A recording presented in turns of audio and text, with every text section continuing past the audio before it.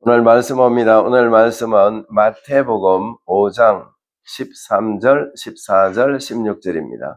13, 14, 16절. 마태복음 5장 13, 14, 16절. 다 찾았습니까? 아멘. 예, 그러면 우리 같이 읽습니다. 너희는 세상의 소금이니 소금이 만일 그 맛을 잃으면 무엇으로 짜게 하리요? 후에는 아무 쓸데 없어 다만 밖에 버려져 사람에게 밟힐 뿐이니라. 너희는 세상의 빛이라. 산 위에 있는 동네가 숨겨지지 못할 것이요. 이같이 너희 빛이 사람 앞에 비치게 하여 그들로 너희 착한 행실을 보고 하늘에 계신 너희 아버지께 영광을 돌리게 하라. 아멘. 이제 이 시간에 우리가 기도하는 시간을 갖습니다. 능력의 아버지 감사합니다. 찬양합니다. 하나님 홀로 영광 받아 주시옵소서. 오늘도 이 시간 이전에 모든 죄성들을 하나님 앞에 이 시간에 고백하고 자백합니다. 우리가 하나님과 깊이 교제하기 위해서는 우리는 하나님의 말씀 안에 굳건하게 서야 되는데 때로는 우리 마음에서 악한 생각이 끊임없이 흘러나온 것을 알고 그리스도의 피로 정결하게 씻어지기를 원합니다. 정직한 영으로 새로워지기를 원하고 하나님의 큰 사랑과 은총으로 우리가 하나님과 깊이 교제하기를 원하오니 이 시간 말갛게 씻어 주시옵소서. 복되게 하여 주시기를 간절히 원합니다. 주님의 귀한 사랑과 은총으로 나아가기를 원하오니 강력한 은총을 내려주셔서 우리를 하나님의 말씀으로 무장되기를 원하오니 이 시간에 우리가 말갛게 씻어져서 하나님과 깊은 관계성을 가지고 하나님 뜻 가운데 서기를 원하오니 우리를 온전히 주장하여 주시기를 간절히 원합니다. 주님께 모든 것을 의지합니다. 우리의 모든 죄성들을 도말하여 주신 줄로 믿고 감사와 찬양과 존귀와 영광을 올려드립니다. 우리의 모든 것을 하나님께 전폭적으로 의지합니다. 이 시간 우리를 온전히 붙잡아 주시옵소서. 자비로우신 아버지 감사합니다. 찬양합니다. 하나님 은총을 우리에게 내려주신 줄로 믿고 우리는 감사함으로 하나님께 담대하게 달려갑니다. 우리의 모든 죄성들도 다 도말하여 주신 줄로 믿고 감사함으로 나아갑니다. 하나님 우리를 받아주시옵소서. 이 종이 오늘도 말씀을 전할 때 하나님께서 성령님의 강력한 기름 부음이 넘쳐지게 하여 주시옵소서. 전하는 자나 듣는 모두가 하나님 뜻 가운데서 복된 시간 되기를 원하오니 성령님 인도하여 주시옵소서. 예수님 이름으로 감사하며 기도드렸습니다. 아멘. 자, 오늘 제목은 바른 신앙인의 삶, 그런 제목입니다. 성도가 이 세상에 사는 동안에 성경대로 사는 것, 이게 진짜 바른 신앙인이 되겠죠. 그런데 많은 사람들은 성경은 그냥 던져버리는지 성경하고 상관없는 신앙생활을 한다고 그렇게 보는 그런 부분이 많습니다. 그래서 오늘 우리가 읽었던 이 세 절인데요. 원래는 네 절이지만 한 절을 뺐습니다. 뭐 같은 내용, 비슷한 내용이기 때문에 그래서 13절, 14절, 16절 이렇게 보는데요. 그래서 우리가 하나님의 자녀라면 예수님을 믿고 하나님 아버지를 섬기기 위해서는 항상 성령님의 인도를 받고 또 말씀을 따라 살아야 한다. 이런 의미입니다. 그래서 성도는 하나님의 말씀을 따라서 살아야 되지 하나님의 말씀은 이렇게 되어 있는데 다른 방향으로 산다면 그것이 우리가 성도가 온전한 성도가 되지 못한다는 것. 그래서 바른 신앙인의 삶이 아니라는 것, 이걸 우리가 볼 수가 있습니다. 그리고 예수님을 믿는 사람들은 예수님을 믿지 않는 사람들보다 윤리와 도덕을 잘 지키며 살아야 할 것이라는 겁니다. 그런데 많은 사람들은 윤리와 도덕은 다 버려버린 겁니다. 그냥 무조건 예수님을 믿으면 돼. 내가 어떻게 살든지 그거 아무 상관이 없어. 이렇게 보통 생각을 하는 것 같아요. 그런데 실제 그런지는 안 그런지 모르지만은 우리가 단면적으로 봤을 때 그런 경우를 많이 본다는 겁니다. 어떤 사람들은 외형적으로는 크리스찬 같아요. 그렇지만은 조금 더 깊이 들어가 보면은 아닌 것처럼, 그래서 바른 신앙인의 그 삶이 아닌 것처럼 이렇게 보이기도 한다는 겁니다. 그래서 우리는 언제 예수님이 재림을 하실지 모르기 때문에 항상 준비된 자세에서 그렇게 우리가 살아야 된다는 거, 이걸 우리가 분명히 알아야 됩니다. 그래서 우리들이 하나님의 자녀가 되었다면, 진짜로 하나님의 자녀가 되었다면 성경을 바탕으로 첫째는 사랑, 그 다음에 정의로워야 되고, 그 다음에 평화 또는 화평, 그 다음에 생명, 우리에게 생명을 주신 그 길로, 또는 사람을, 우리에게 맡겨진 그 사람을 존중하며 또 실천해야 된다는 그런 부분입니다. 그래서 이것이 우리가 성도의 삶에서 윤리와 도덕성에서 이렇게 볼 수 있다, 이런 의미입니다. 그래서 여기서 사랑은 하나님을 사랑해야 하는 것과 이웃의 영혼들을 사랑하며 또 비판하지 말고 영으로 분별을 하여 하나님께로 인도하는 것이 바로 사랑이다, 이런 의미입니다. 그 다음에 정의는 성경적으로 공정함을 포함하지만 오직 법대로만 처리하는 것이 아니라 은혜와 사랑을 베푸는 것을 말합니다. 이렇게 제가 그게 적어놨습니다. 그렇기 때문에 오직 법대로만, 많은 사람들이 법이요 법이요 하면은 사실 제일 먼저 걸리는 사람이 법에 저촉이 된다는 것, 이걸 우리가 분명히 알고, 법이요가 아니라 우리는 은혜와 사랑으로 그것을 베풀면서 가야 된다는 것, 이걸 말합니다. 그 다음에 평화는 그리스도 안에서 평강을 말하는 것인데요, 이것을 위해서는 거룩한 성품을 가져야 할 것이고, 또 성도는 안팎의 도덕적 행위를 잘 드러내야 된다는 겁니다. 오늘 우리가 읽었던 그 말씀에 사람에게 우리 빛을 비치게 해야 된다고 16절에서 그렇게 말하고 있죠. 그렇기 때문에 사람에게 비치게 한다는 것은 우리가 아닌데 억지로 비치게 하려고 하면은 사실 어렵습니다. 왜냐하면은 나는 빛된 삶을 평소에 살지 않았다, 그런 사람은 사람들 앞에 갔을 때 내가 빛된 삶을 내가 보여야 되겠다, 이럴 때는 그것이 자기에게 맞지 않는 옷을 입은 그런 꼴이 된다는 겁니다. 그래서 옷이 딱 자기 몸에 착용이 바로 됐을 때 그 옷이 딱 몸에 붙어서 제대로 태도 나고 이렇게 되겠죠. 그 다음에 움직이는데 아무 문제가 없을 텐데, 만약에 자기 몸에 너무 빡빡해가지고 아주 딱 맞아가지고 움직이는데 힘드는 그런 부분, 또는 너무 커가지고 헐렁해가지고 이 핫바지 입는 것처럼 이렇게 돼도 안 되겠죠. 그것처럼 크리스찬은 자기에게 맞는 그런 삶을 살아야 된다는 것, 그것이 뭐죠? 하나님께서 주신 그 방법, 그 말씀대로 우리가 살아야 되는데 그렇게 살지 못한다는 겁니다. 그래서 성도들은 안팎에서, 그러니까 도덕적 행위를 말하는데, 이 도덕적 행위도 실제 억지로 할 때는 이것이 제대로 못하게 됩니다. 그냥 평소에 하나님의 말씀대로 바로 산다면, 우리가 구약의 십계명이나 이 신약의 사랑의 계명을 우리가 전부 본다면 도덕성과 관계가 있는 그런 말씀이죠. 그렇기 때문에 먼저는 우리가 신약적으로는 하나님을 목숨을 다하고 마음을 다하고 뜻을 다하고 힘을 다해서 사랑해라, 이렇게 말씀을 하셨죠. 그 다음에 그와 똑같이 네 이웃을 네 몸과 같이 사랑해라 이랬는데, 이 자체가 뭐죠? 이웃에게도 똑같은 사랑을 해주라, 하나님을 사랑한 것처럼 똑같이 해주라 이랬는데, 이것의 도덕성의 결여가 되어버린다면 이웃에게 사랑을 하지 못하는 그런 부분이 되어버립니다.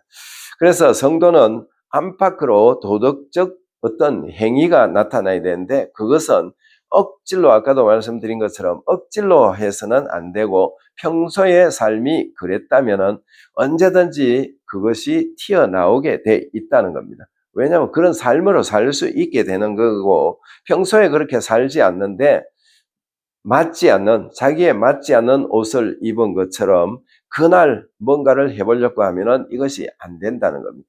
평소에 그렇게 살지 않았기 때문에 안 되는 거죠. 그래서 우리는 어떤 이 세상에 사는 동안에 크리스찬으로서 손색이 없는, 아무 손색이 없는 그런 삶을 살려면 첫째로는 뭐가 있어야 됩니까? 우리가 양심이 살아 있어야 된다는 겁니다. 양심이 살아 있어야 우리가 화평도 누리고 평화가 이루어진다는 것. 우리는 언제든지 양심적인 그 삶을 살아라, 이런 의미로 성경은 말하고 있어요. 그래서 양심이 죽어버리면 안 된다는 겁니다. 양심이 죽지 않도록 하기 위해서는 부단히 우리가 하나님의 말씀을 우리 심령에 자꾸 집어넣어야만이 그 말씀이 우리 심령을, 영을 통해서 우리 육적으로 이렇게 흘러나오게 돼 있다, 그런 뜻입니다. 그래서 영의 세력을 점차적으로 키우라, 이런 의미로 보면 된다는 겁니다. 그 다음에 생명은 자기 또는 다른 사람의 생명을 존중할 때 복음이 전파되게 될 것입니다, 이랬습니다. 결국은 이 생명의 존엄성, 그러니까 자기 생명을 아무렇게나 취급을 한다면 다른 사람의 생명도 그렇게 취급을 할 수 있다는 겁니다. 그래서 자기가 진짜로 구원을 받은 사람이다, 내가 진짜 내 생명이 하나님으로부터 주신 그 생명이기 때문에 그 연한대로 내가 행복하게 살겠다, 이렇게 할 때는 우리는 결과적으로 다른 사람의 생명도 존중하게 돼 있다는 겁니다. 그렇다면 그것이 뭐죠? 영혼 사랑이 완성이 되는 그런 부분이 된다면 바로 이것이 복음이 제대로 전파된다는 이런 의미가 됩니다. 그 다음에 존중, 이것은 하나님을 경외하듯이 사람들에게도 존중을 실천해야 한다. 사람에게도, 왜? 이 사람들을 우리가 보면은 크리스찬들은 특히 이렇게 해야 되는 겁니다. 그런데 크리스찬이 여기에서 미달되는 경우가 너무나 많은 것을 우리가 볼 수 있는데요. 그러다 보면은 믿지 않는 사람에게는 복음을 제시할 수가 없어요. 복음은 말로만 복음을 전하는 것이 아니라 우리 몸, 우리 행동을 보고 복음이 전파되는데, 우리가 행동이 진짜 개차반같이 그렇게 한다면 누가 우리를 보고 하나님께로 올 사람이 없게 되겠죠. 그래서 우리는 언제든지 우리의 생명을 존중하듯이 우리 생명이 천국에 갈 수 있도록 예수를 믿는 것처럼 다른 사람에게도 그 생명을, 그 영혼을 존중히 여겨서 그래서 하나님께로 인도하는 이 삶이 돼야 된다, 이런 의미입니다. 자, 이제 본문 16절에 보면은 이같이, 이런 말이 있습니다. 이같이라고 되어 있는 이 말은 무슨 의미죠? 이 지시부사인데 본문 13절과 14절에 보면은 너희는 세상의 소금이며, 또는 14절에 보면은 너희는 세상의 빛이라, 이렇게 말씀하시는 그런 부분입니다. 여기서 이같이라는 의미는 바로 그 앞절에 그런 의미라는 거예요. 13절, 14절에 너희는 세상의 소금이다, 또는 너희는 세상의 빛이다, 이런 삶을, 이 빛이라는 이 자체를 받아들이라는 겁니다. 그래서 우리 주님께서는 우리들이 세상에 사는 동안에 소금 같이 이렇게 되도록 살아라. 소금이 맛을 잃어버리면 어떻게 됩니까? 소금이 맛을 잃어버리면 결국은 밖에 버리게 되겠죠. 왜냐하면 이것을 아무짝에도 쓸모가 없으니까 밖에 버리면 지나가는 사람들마다 그 소금을 다 바른 그런 꼴이 되겠죠. 그 말은 결과적으로 많은 사람들에게, 예수님을 믿는 사람 또는 믿지 않는 사람들에게 이구 이 예수쟁이 하면서 오히려 욕을 얻어먹고 하나님께 영광을 돌리지 못하고 오히려 하나님의 그 복음의 진리를 역행시켜 버리는 이런 부분이 된다는 겁니다. 그래서 소금은 짠맛을 틀림없이 내야 되죠. 짠맛이 나지 않는다면 이거는 소금이 아니라는 겁니다. 크리스찬이 크리스찬답지 않다면 어떻게 되겠어요? 이거는 완전히 예수님 망신, 자기 망신, 가부식기 망신이 되어버린다. 그런 뜻이 되겠죠. 그래서 우리는 소금 같은 그 삶을 살아야 된다는 겁니다. 그래서 소금 같은 삶은 뭐죠? 이 세상 사람들에게 그리스도의 향기를 나타내야 되는데 이것을 나타내지 못하면 결국은 버림받게 되고 사람들에게도 버림받게 되고 하나님께도 나중에 버림을 받을 수가 있다는 것. 우리는 이것을 틀림없이 알아야 됩니다.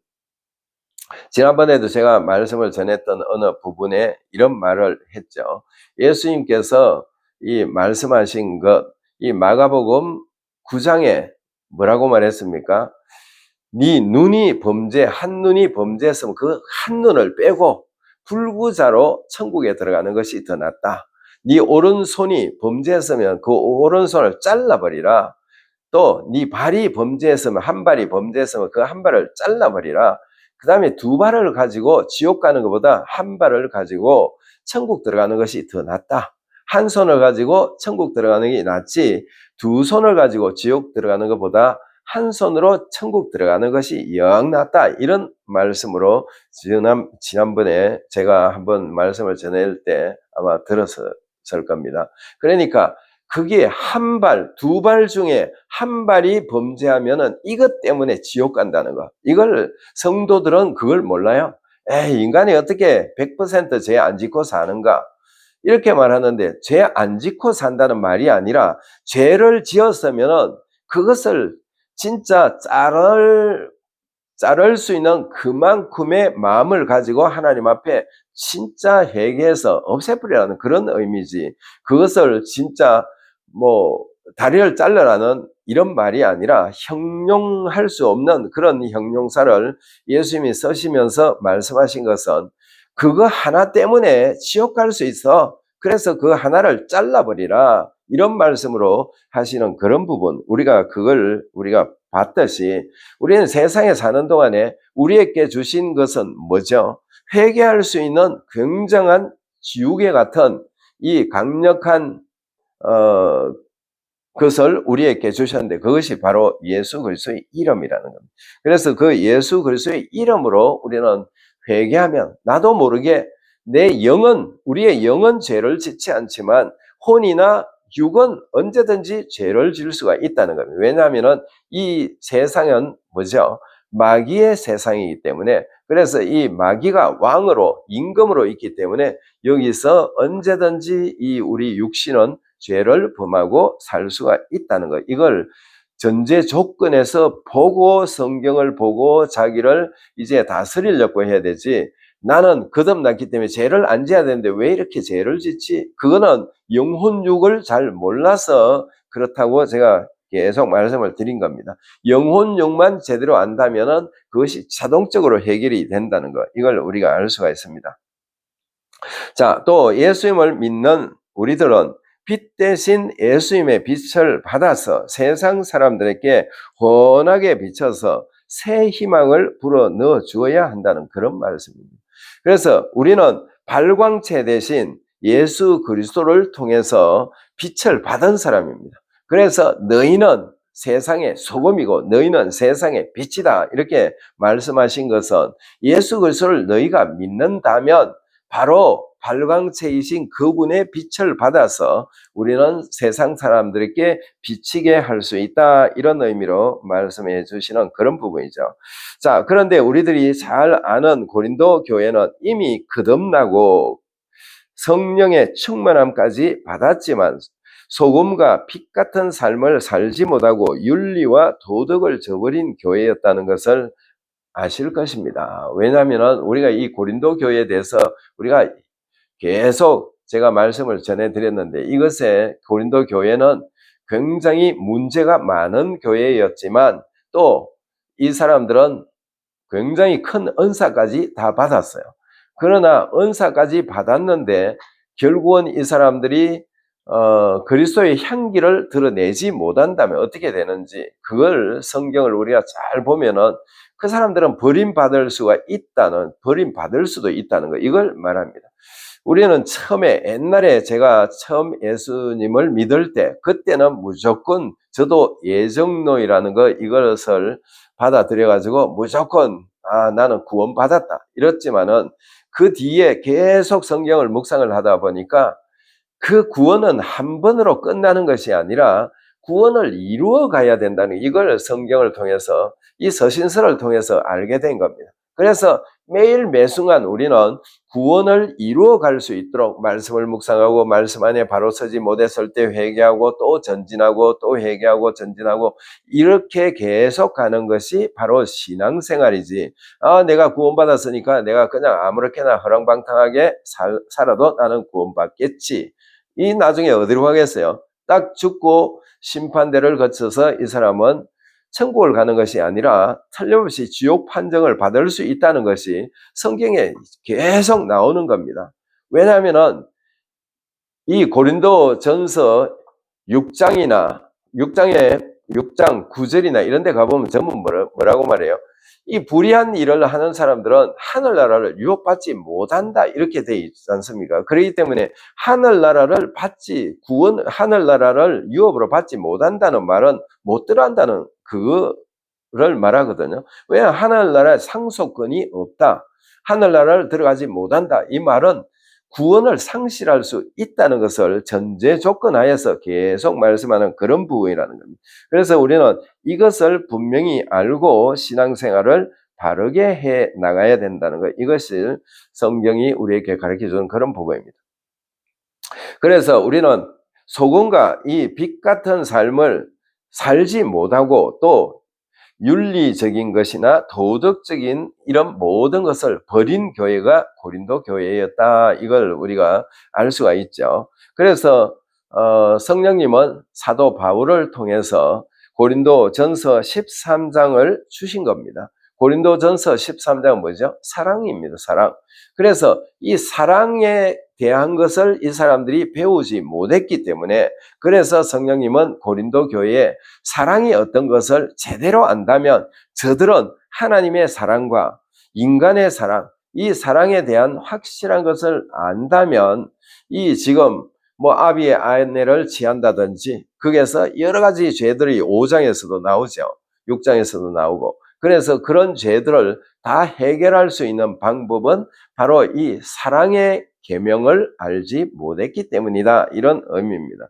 그래서 고린도 교회가 이 사랑의 법을 알지 못했기 때문에 그들에게 시기와 다툼이 난무하고 당파가 많았다는 겁니다. 그래서 우리는 무슨 당이야? 무슨 파야? 우리는 무슨 파야? 서로 우리는 아볼로파, 우리는 게바파, 우리는 바울파 이런 식으로 자기들끼리 교파 싸움을 하고 있는데 이것을 뭐라고 말합니까? 시기가 난무했다는 겁니다. 시기, 다툼. 바로 이것 때문에 다툼, 시기 이거는 하나님이 절대로 기뻐하시지 않는 거죠. 그래서 우리는 시기와 다툼으로 신앙생활을 하는 것이 아니라 그리스도의 그 사랑 안에서 희생의 사랑 안에서 하나님의 사랑 안에서 우리가 신앙생활을 해야 된다는 것. 이걸 성경이 우리에게 가르쳐주는 그런 부분입니다. 자, 성경에서 말씀하시는 사랑은 첫째 사랑이신 하나님을 말씀하시는 것이고 둘째는 그리스도의 희생의 사랑을 말씀하시는 것입니다. 하나님은 사랑이라 이렇게 말씀하시죠. 그렇기 때문에 하나님도 사랑이지만 예수 그리스도는 우리 인류를 구원시키시기 위해서 자기 몸을 기꺼이 하나님의 말씀에 순종해서 희생하면서까지 죽어주심으로 바로 우리가 구원을 받은 겁니다. 그래서 예수 그리스도의 희생의 사랑이나 하나님 아버지가 아들을 우리에게 내주신 것처럼 그것을 내주신 그 사랑은 대단하잖아요. 우리 인류를 구원시키시기 위해서 바로 그 사랑이 이 고린도 교회에 없었기 때문에 고린도 교회는 계속 싸우고 있는 이런 부분이라는 것을 우리가 알 수가 있죠. 자, 그런데 문제는 성도라고 하는 사람들이 예수님을 믿는다고 하는데 그 사람들에게 성경에서 말씀하시는 하나님 사랑과 예수님의 희생의 사랑은 조금도 찾아볼 수 없는 경우가 많이 있다는 겁니다. 왜 그래요? 이기적인 겁니다. 전부 다 많은 사람들이 예수님을 믿는데 이기적입니다. 자기 방편에 서서 예수님을 믿고 자기 방편에 서서 남을 돕고 자기 방편에 서서 전부 다 그렇게 하고 있어요. 그거는 이기적인 겁니다. 이기적인 사랑이고 이거는 하나님의 사랑도 아니고 예수님의 희생의 사랑도 아니다, 그런 뜻입니다. 그래서 외형적으로 보면 그리스도의 사랑이 있는 것처럼 이렇게 보인다는 겁니다. 그렇지만 단면적으로 들어가 보면 이기주의고 또 윤리와 이 도덕성이 전혀 없다는 겁니다. 그러니까 완전히 자기가 이익이 되면 뭔가 크리스찬 같은 삶을 사는 것처럼 보이고 이익이 없다면은 아무것도 하지 않는 그런 꼴이 된다는 겁니다. 그래서 우리는 오직 그리스도의 그 사랑 안에서, 희생의 사랑 안에서, 하나님의 그 사랑 안에서 우리가 신앙생활을 해야 된다는 거예요. 이걸 우리가 분명히 알아야 됩니다. 자, 고린도전서 10장 24절 보면 이런 말이 있습니다. 누구든지 자기 유익을 구하지 말고 남의 유익을 구하라. 누구든지 자기 유익을 구하지 말라는 겁니다. 왜냐하면 이 고린도 교회가 전부 자기 유익만 구했기 때문에 성령님이 고린도 교회에 바로 사도 바울을 통해서 이렇게 말씀하시는 겁니다. 누구든지 자기 유익을 구하지 말래요. 왜? 자기 유익은 이미 하나님이 아시고 계시기 때문에 뭐가 필요한지를 다 아신다고 그랬잖아요. 그렇기 때문에 하나님은 우리에게 성령님을 통해서 말씀하신 것이 자기 유익을 구하지 말고 남의 유익을 구해서 그 사람을 우리가 구원받아서 천국 가는 것처럼 그렇게 그 사람들에게도 만들어줘. 그것이 빛된 삶을 보여주는 것이고 그것이 소금 같은 삶을 우리가 사는 것이라, 이렇게 우리가 볼 수 있죠. 그래서 우리는 어떤 봉사를 할 때나 어떤 뭔가를 할 때도 전부 다 자기 유익을 전제 조건에 걸어놔 놓고 한다는 겁니다.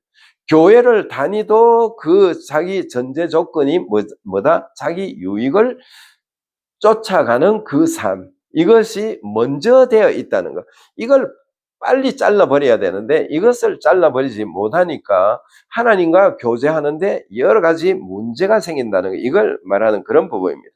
또 고린도전서 10장 24절 하반절에 뭐라고 말하나, 남의 유익을 구하라, 이렇게 말하는 그 부분, 남의 유익을 구하는 게 사실 쉽지가 않아요. 그렇지만은 이걸 하라는 겁니다. 성경은 할 수 있기 때문에 하나님께서 성령님을 통해서 이렇게 사도 바울에게 말씀하신 그런 부분이라는 것.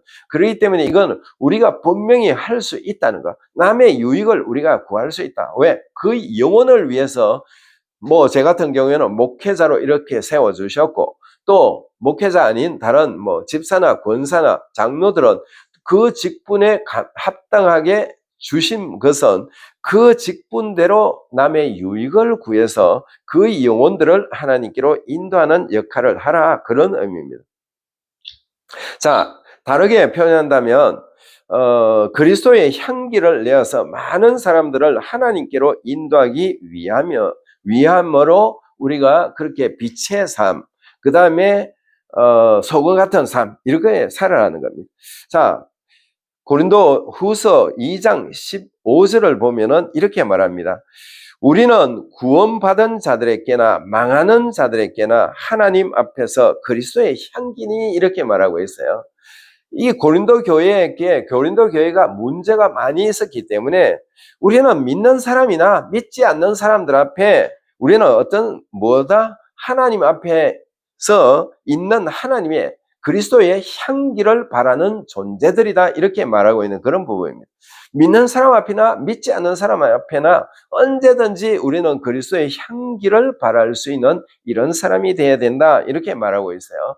그렇다면 우리는 세상에 사는 동안에 어떤 삶을 살아야 되는지 이것을 우리가 알고 하나님께만 온전히 의지하며 나갈 때, 그때 바로 우리는 그 삶을 살 수가 있다는 그런 부분입니다. 자, 이 말씀을 우리가 보면은 하나님 앞에서 그리스도의 향기라고 말씀하신 이것은 그리스도의 냄새를 나타내라, 이 말은 무슨 말이죠? 그리스도께서 우리에게 모본을 보여주신 그 길을 우리 보고도 가라. 바로 고린도 교회에 너희가 그렇게 가야 돼. 이 말은 이 말씀은 고린도 교회에 주셨지만 오늘 우리가 이 말씀을 받아들일 때는 우리에게 하시는 말씀이라는 겁니다. 우리가 레마로 받아들인다면 이것이 복된 말씀이 되겠죠. 그래서 우리는 언제든지 그리스도의 그 향기를 발할 수 있는 이 삶을 우리가 살 때 바로 이 그리스도의 덕목이 된다. 덕목으로 우리가 사람들에게 보여질 때, 우리가 이 덕목으로 살 때, 우리는 매사 그렇게 살 때 어느 순간이든지 어떤 믿는 사람이든지 믿지 않는 사람이든지 앞에서 그리스도의 향기를, 하나님 앞에서도 사람들 앞에서도 그리스도의 향기를 나타낼 수가 있다, 그런 뜻입니다. 그래서 우리는 언제든지 매일 매순간 이 그리스도인의 그 덕목, 바로 성도의 덕목이라는 겁니다. 그 덕목은 항상 그리스도인의 올바른 인격이 있어야 하고, 그리스도의 말은 지켜야 하고, 그 다음에 그리스도인의 행동은 누가 봐도 손색 없이 해야 된다는 그런 의미입니다. 우리가 그리스도인다운 삶을 살지 않는다면 우리를 보고 누가 예수를 믿겠습니까? 우리가 엉터리 같은 삶을 살고 예수를 믿으면서 더 이상한 짓을 한다면 우리의 행동은 다른 사람에게는 항상 이게 거울 같은 그런 부분이 되기 때문에 항상 우리는 제대로 억지로, 아까도 제가 억지로 살 때는 이게 자기 몸에 맞지 않는 옷을 입은 거나 마찬가지다 그랬습니다. 그래서 자기 몸에 딱 맞는 옷을 입으면은 일을 할 때든지 뭐를 할 때든지 아주 가뿐하게 거추장스럽지 않다는 겁니다. 그러나 그것이 그날만 옷을 딱 맞는 옷을 입으려고 하니까 이것이 맞지가 않을 수가 있다는 겁니다. 평소에 그렇게 입고 살지 않았기 때문에, 그래서 제대로 정상적인 그런 옷을 입지 못하니까 어색하고 크리스찬 같이 보이려고 하다가 실수를 해버리는 그런 부분이 생긴다는 겁니다. 우리는 이런 부분을 분명히 알고 이 고린도 교회가 이렇게 된 이유도 알아야 되지만, 앞으로 고린도 교회가 어떻게 하면은 영적으로 바로 선 교회가 될 수 있는 그 방법을 이제 계속 고린도 교회에서 고린도 교회를 향해서 성령님께서 말씀을 주신 그런 메시지들을 우리가 본다면 우리는 바른 신앙관을 가질 수가 있다는 그런 부분입니다. 자, 첫째로 이 고린도 교회가 바로 설 수 있는 그 방법은 서신서를 통해서 우리에게 가르쳐주는 그런 부분이죠.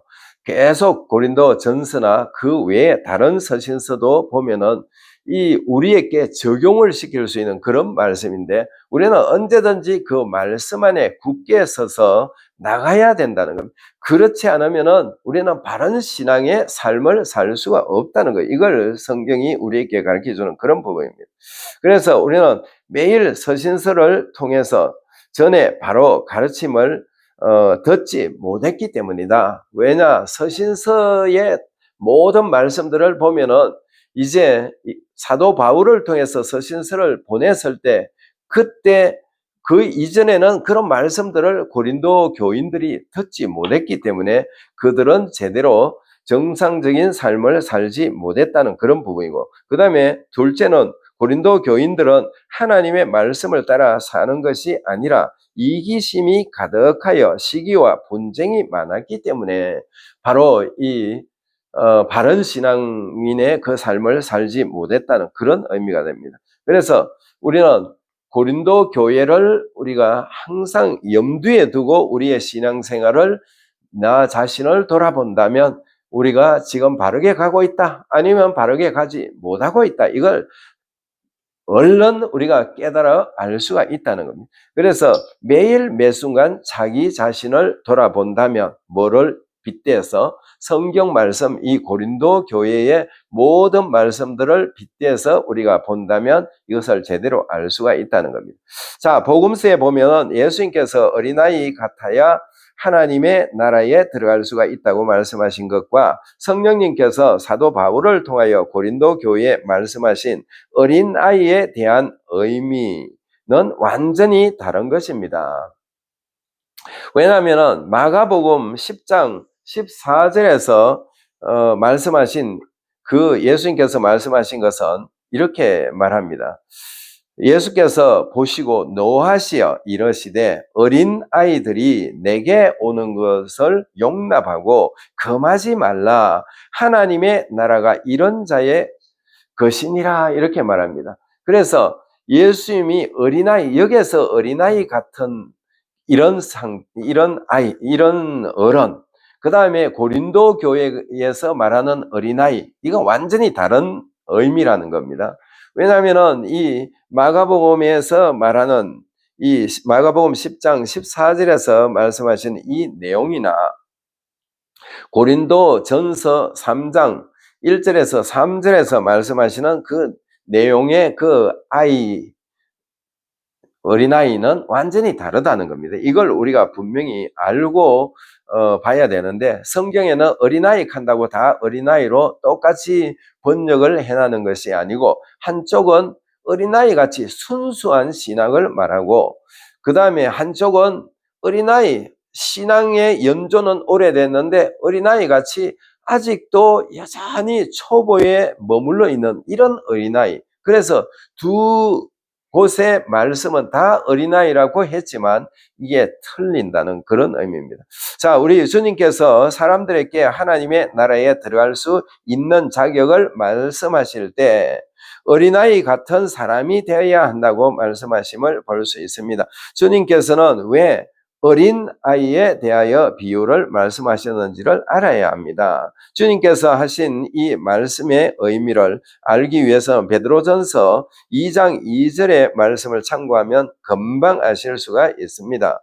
제가 읽어드리겠습니다. 갓난 아이들 같이 순전하고 신령한 젖을 사모하라. 이는 그로 말미암아 너희로 구원에 이르도록 자라게 하려 함이라.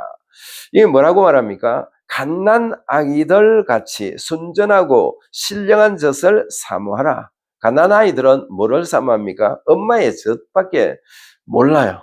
그러니까 엄마의 젖을 뭐하게? 순전하게 엄마의 젖을 찾는다는 겁니다. 갓난 아이는. 그것처럼 우리 어른들도, 우리 크리스찬들도 순전해져서 신령한 젖을 사모해야 되는데, 여기서 신령한 젖이 뭐겠어요? 하나님의 말씀입니다. 하나님의 말씀, 신령한 하나님의 말씀을 사모하라는 그런 의미입니다. 그렇게 사모할 때 우리는 구원을, 그로 말미암아 너희로 구원에 이르도록 자라게 하려 함이라. 그러니까 구원에 이르도록 자랄 수 있도록 하는 것이 뭐다?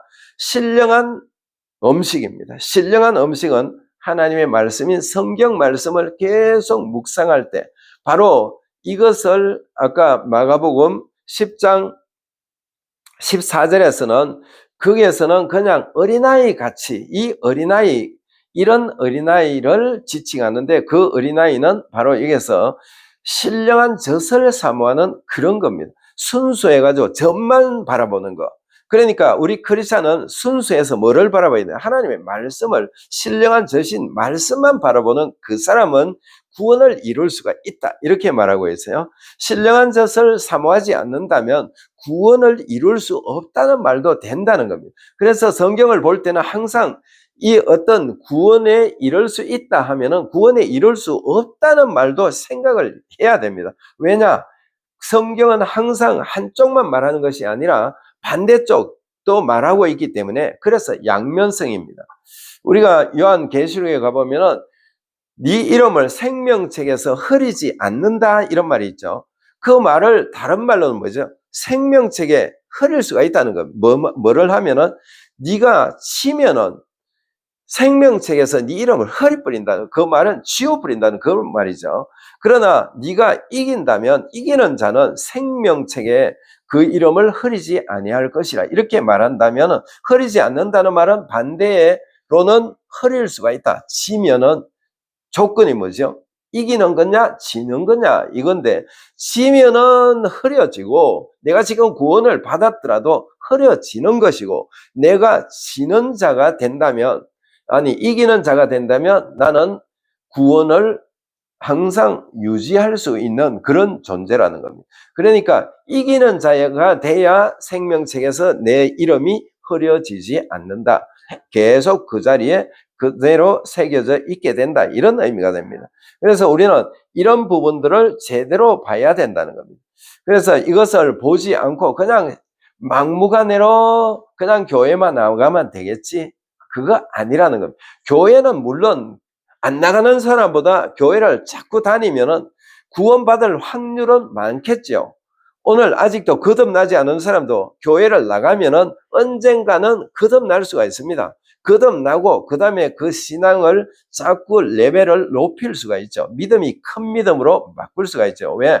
말씀을 들음으로써 믿음이 자라기 때문에 믿음이 자라야만이 구원을 얻는 거니까요. 그래서 어린아이의 그 신앙의 도에서 우리가 머물러면 안 된다는 거, 이걸 성경이 우리에게 가르쳐주는 그런 부분입니다.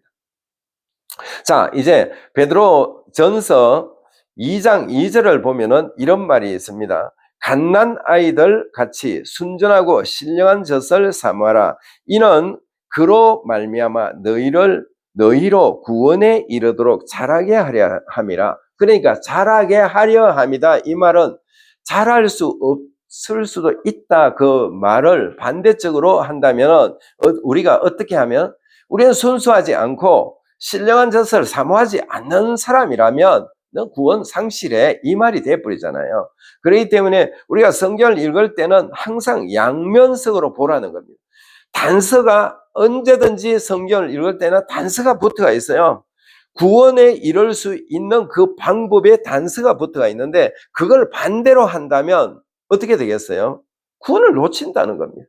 그래서 항상 우리는 말씀 안에서 계속 신령한 젖을 사모할 때만 우리는 천국까지 무사히 들어갈 수 있다. 이것이 성경이 우리에게 가르쳐주는 그런 말씀이라는 거, 이걸 우리가 분명히 알고 우리는 갓난 아기들처럼 순전하고 또 그 신령한 젖을 사모하는 그 삶이 돼야 되지, 그 삶이 되지 않는다면 결국은 우리도 아무리 하나님 어떻고 예수님 어떻고 하더라도 버림받을 수 있다. 이것을 우리에게 가르쳐주는 그런 부분입니다. 자, 그래서 이렇게 해야만이 구원에 이를 수 있는데, 이렇게 만약에 하지 않는다면 빨리 우리의 모든 신앙의 그 레벨을 바꿔야 됩니다. 빨리 업그레이드 시켜서 바꿔야 된다는 거. 자, 이제 고린도 전서 3장 1절에서 3절까지 제가 읽어드리겠습니다. 형제들아, 내가 신령한 자들을 대함과 같이 너희에게 말할 수 없어서 육신에 속한 자, 곧 그리스도 안에서 어린아이들을 대함과 같이 하노라. 그래서 여기서 아까 우리가 베드로전서 2장 2절의 말씀하고 완전히 상반되는 겁니다. 여기에서는 어린아이, 그리스도 안에서 어린아이, 여기서 어린아이라는 말은 초보의 아직도 아주 초짜배기 신앙인으로 머물러 있다는 겁니다. 왜 이렇게 됐다고 그랬죠? 우리가 지금까지 쭉 보니까 이들은 시기와 다툼 때문에 그렇다고 그래요. 시기와 다툼. 이 사람들은 내가 나가는 교회가 맞아. 아니면 또 다른 사람은 내가 나가는 교회가 맞아. 네가 나가는 교회 틀렸어. 자꾸 이렇게 시기와 다툼으로 이들이 이렇게 하고 있으니까 그리스도의 사랑을 이들이 제대로 갖고 있지 못하다는 거, 그걸 여기서 가르쳐주는 그런 부분입니다. 그래서 또 2절에 보니까 이렇게 말합니다. 내가 너희를 젖으로 먹이고 밥으로 아니하였노니. 그러니까 내가 너희에게 젖으로만 먹이고 밥으로 안 했어. 왜? 너희가 이걸 받아 먹을 수 없어, 아직도. 그래서 제발 젖 이상을 나가라. 여기에서는 아까 우리가 베드로전서 2장 2절에서는 그 신령한 젖은 결과적으로 엄마에게서 받는 그 젖을 사모하는 것처럼 우리 신앙인은 신령한 젖, 그러니까 하나님의 말씀을 받아들이라, 이런 말인데 여기에서는 뭐라고 말해요? 밥으로 하지 않고 젖으로 받기 못해. 그러니까 여기에서 젖하고 아까 이 베드로전서 2장 2절에 나오는 젖하고는 완전히 틀리는 젖입니다.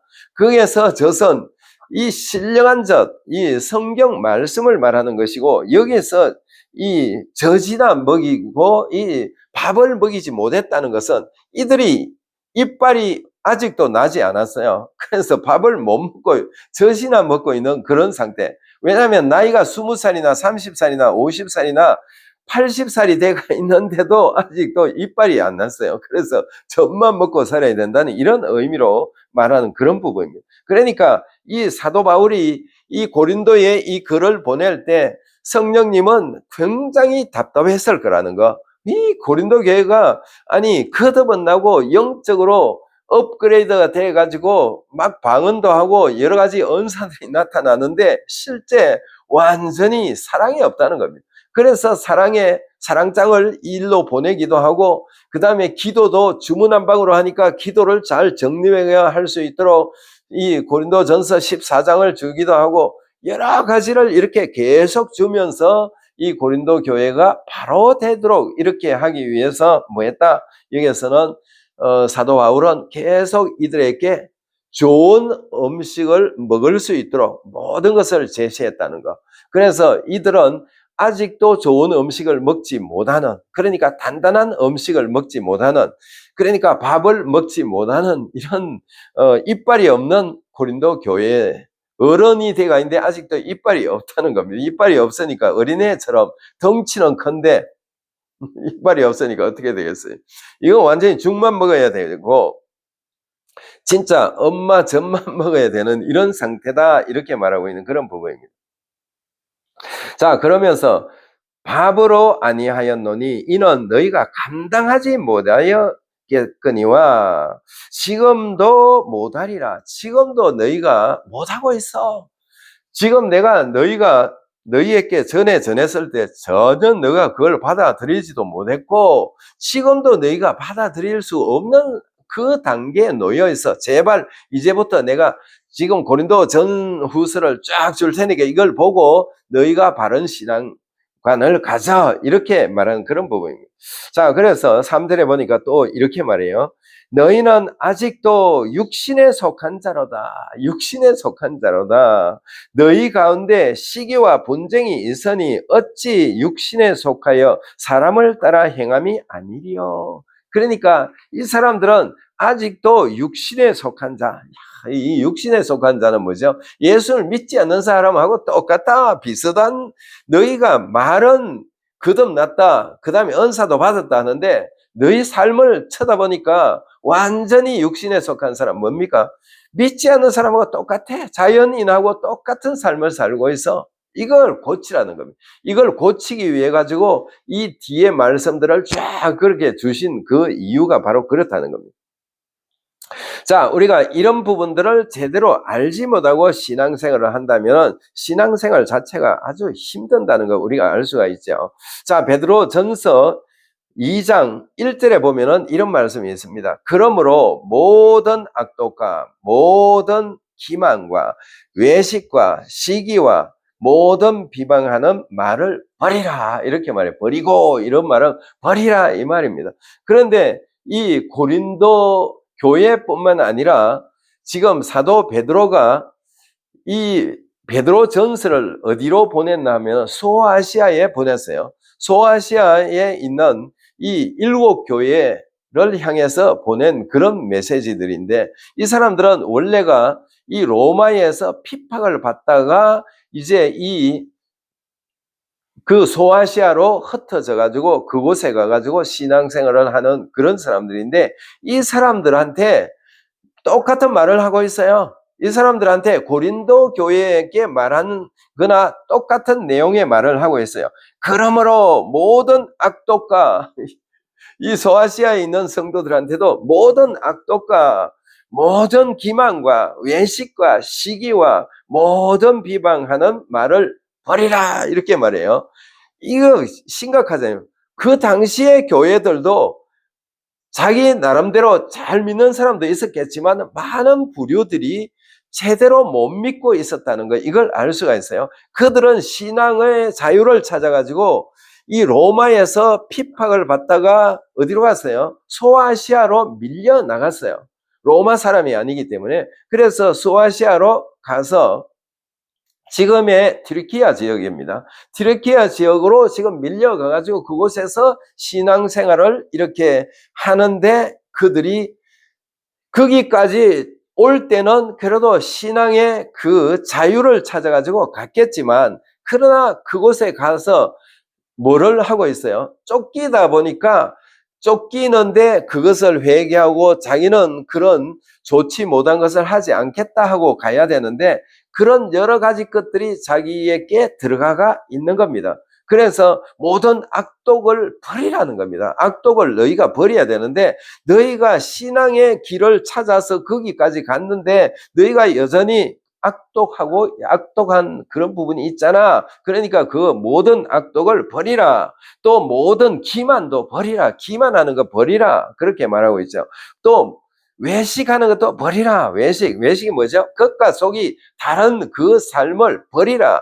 겉과 속이 같은 삶이 되라. 이런 말이죠. 그 다음에 시기도 버리라. 모든 비방도 버리라. 이렇게 비방하는 말도 버리라는 겁니다. 이걸 가지고는 안 되니까 버리라. 그렇게 말하면서 아까 우리가 베드로전서 2장 2절에 가면은 이제 갓난 아기들 같이 순전하고 신령한 젖을 삼아라. 이는 그로 말미암아 너희로 구원에 이르도록 자라게 하려 함이라. 이 말씀을 바로 2절에서 답을 딱 주는 겁니다. 그래서 너희는 제발 이 악독을 모든 악독을 버리고 기만도 버리고 외식도 버리고 시기도 버리고 모든 비방하는 말도 중단하고 버리라는 겁니다. 그걸 가지고 있으면 안 되니까 너희가 신앙을 찾아서 신앙인으로서 로마인이 아니고 그리스도인이기 때문에 너희는 로마에서 쫓겨나서 여기까지 와놔놓고 아직도 너희가 여기서 이렇게 악독한 이 상태의 크리스찬이 되어 있어서 되느냐, 이런 말입니다. 자, 이것을 오늘 우리에게 적용을 시킨다면, 이 시대 우리 모든 크리스찬에게 적용시킨다면 우리가 어떻게 해야 됩니까? 우리에게 하시는 말씀이다로 우리가 받아들이면 우리는 악독을 버려야 되는 겁니다. 왜냐하면 크리스찬들은 악독한 것을 버려야 되고 모든 기만도 버려야 되고 외식하는 이 모든 행습도 버려야 된다는 겁니다. 그 다음에 시기하는 것도 버려야 되고 모든 비방하는 말도 버리라, 이렇게 말하고 있어요. 이것을 버리지 않으면은 우리를 천국 가지 못한다는 겁니다. 천국 가지 못한다라고 아까 2절에서 뭐라고 말했어요?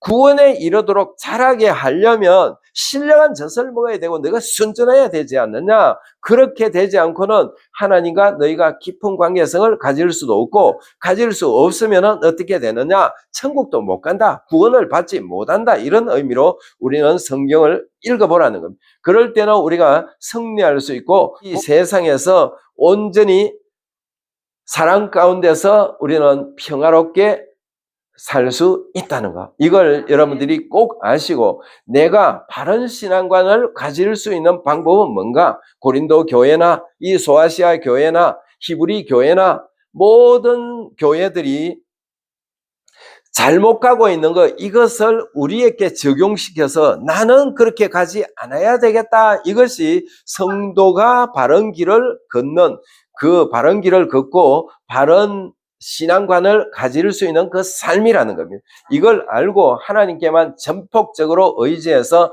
하나님만 온전히 바라보고 우리에게 주신 그 예수 그리스도의 이름으로 승리하는 여러분들 다 되시기를 예수님 이름으로 축원합니다. 자, 이제 우리가 들은 말씀을 생각하면서 우리가 한번 부르짖고 기도하는 시간을 갖겠습니다. 자, 우리 주여 세 번 부르고 기도합니다. 시작. 주여! 주여! 주여! 능력의 아버지 감사합니다. 찬양합니다. 하나님 홀로 영광받아 주시옵소서. 우리가 할 수 있는 것 아무것도 없습니다. 말씀 가운데 굳건하게 서기를 원하고 은혜 가운데 온전히 가여 나아가기를 원합니다. 하나님의 말씀은 방망이고 하나님의 말씀은 우리를 완전히 하나님의 말씀 안으로 인도할 수 있는 놀라운 능력의 말씀임을 우리가 믿고 하나님께 의지하며 나아가기를 원합니다. 하나님의 거룩하심을 따라 나아가기를 원합니다. 하나님과 온전히 가여 나아가기를 원합니다. 이 말세 지말에 우리가 정신을 바짝 차리고 이 마지막 시대 때 하나님께 더 나아가며 하나님을 앙망하며 하나님을 영화롭게 하며 하나님을 경외하며 나아가기를 원합니다. 하나님과 깊이 교제하며 동의하며 나아가기를 원하오니 온전히 붙잡아 주시고 인도하여 주시옵소서. 거는 총을 내려 주시옵소서. 강력하는 총을 내려 주시옵소서. 오지아라 가야라 가바라 가테라 산다